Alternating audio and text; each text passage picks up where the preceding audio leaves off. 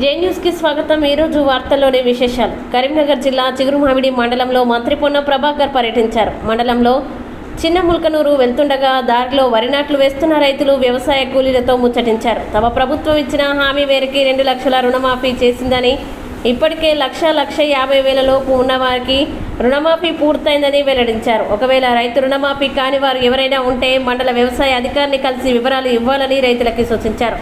తమ ప్రభుత్వంలో పంటల బీమా పథకాన్ని అమలు చేస్తున్నామని, గతంలో పంట నష్టపోయిన వారికి ఎలాంటి నష్టపరిహారం వచ్చేది కాదని తెలిపారు। వ్యవసాయ పనుల్లో మహిళా రైతులు పాడిన పాటని ఆసక్తిగా గమనించారు।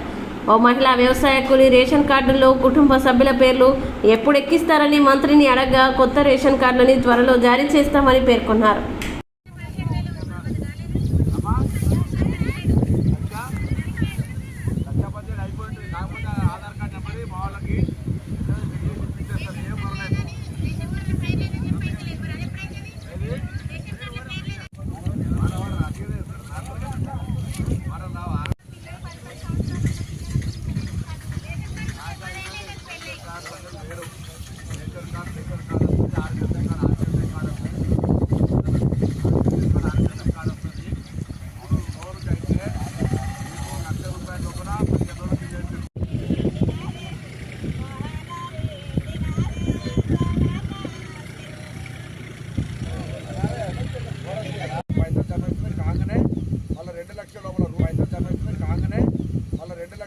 రూపాయి నుంచి 2 లక్షల లోపల ఉన్న వాళ్ళందరికీ ఒకటేసారి వస్తుంది।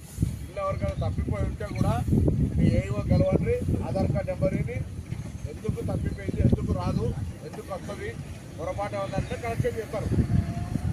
అర్థమైందా?